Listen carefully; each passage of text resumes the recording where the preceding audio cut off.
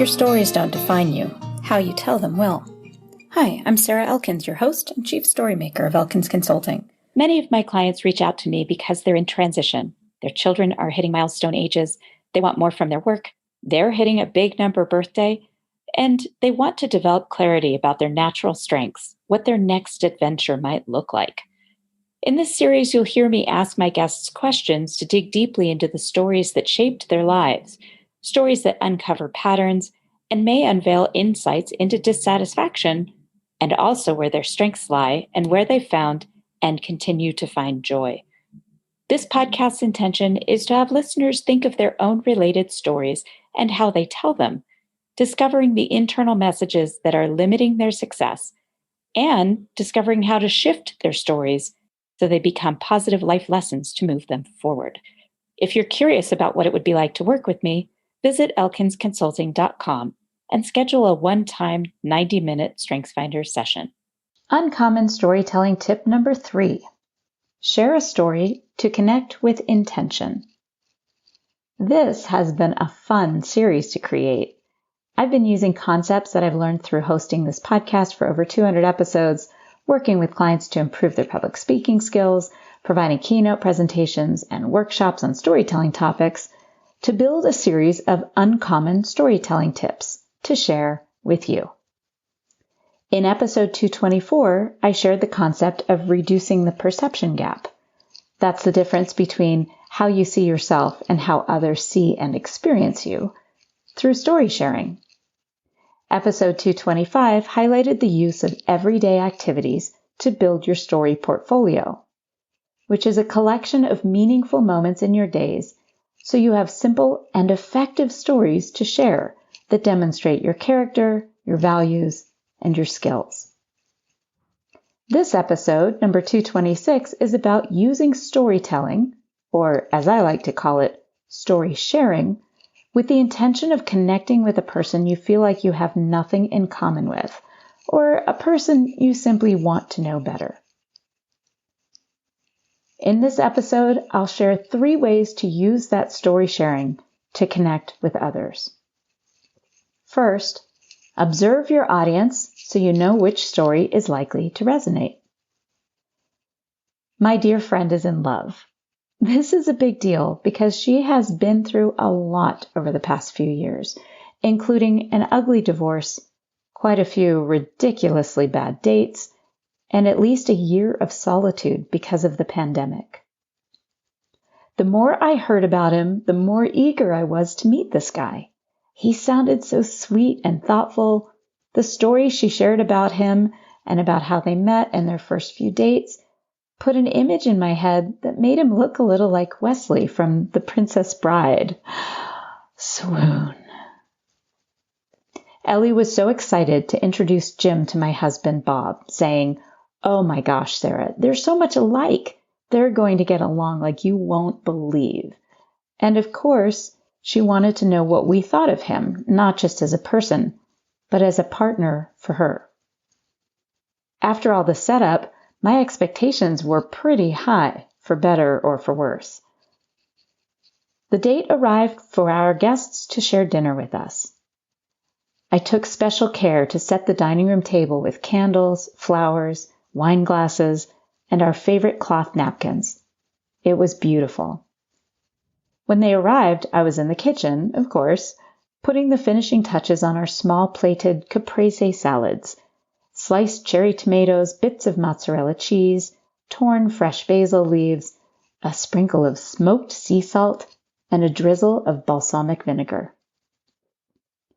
Bob welcomed them in, taking their coats and offering them cocktails.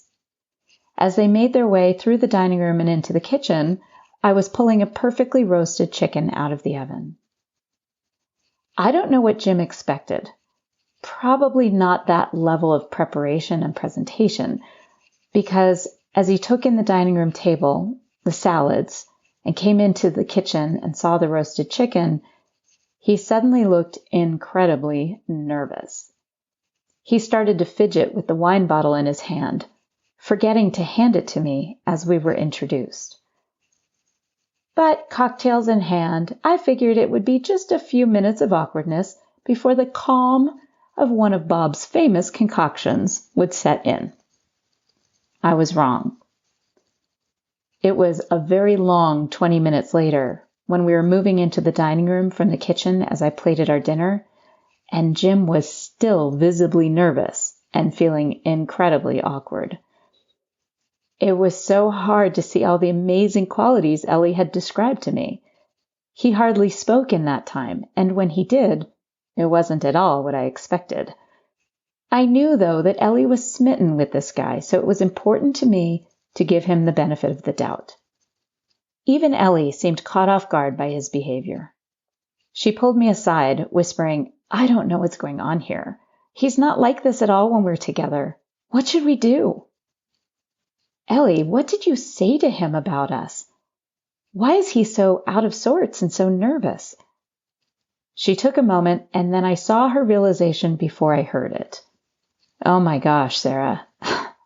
I probably put so much pressure on him about tonight without even thinking about it. I told him how smart Bob is, how intuitive you can be, and I might have even said something about this being the big test. But I was kidding." When we were all seated and Bob had poured the lovely wine Jim brought, I smiled at him, making sure I exuded every ounce of warmth I had. Number 2, tell a story that demonstrates some vulnerability and relatability. When we sat down, I told a story about the first time I met Bob's family. They were extremely protective of him, and that first meeting wasn't at all what I had hoped for. As I finished the story, I looked straight at Jim and said, "I'll bet you have a story like that too. Some sort of misunderstanding? Tell us about it." He certainly did have a related story to share. It was about misreading a situation with his sister's husband a few years ago. It was hilarious. I asked how that relationship was now, and he smiled. My sister's husband tells that story every time I visit, and we have a really good laugh about it now. He's a good guy, and I think we're closer because of that incident. The rest of the evening was spent laughing, story sharing, and devouring good food and yummy dessert. Number 3, ask questions to draw out details of the story to demonstrate curiosity and care. All it took was knowing which story to share and which questions to ask to reveal this man's confidence and character. And yes, I'm happy to report that we really like this guy for Ellie, which was a relief to both of them and to us. Remember the previous uncommon storytelling tip about collecting meaningful moments from your days? Being able to share the right story to unlock the story of the person in front of you will be a whole lot easier and natural to apply when you've been collecting your stories in a story portfolio. Be sure to subscribe to the Your Stories Don't Define You podcast wherever you listen to podcasts, so you can continue to pick up more of these uncommon storytelling tips. Thank you.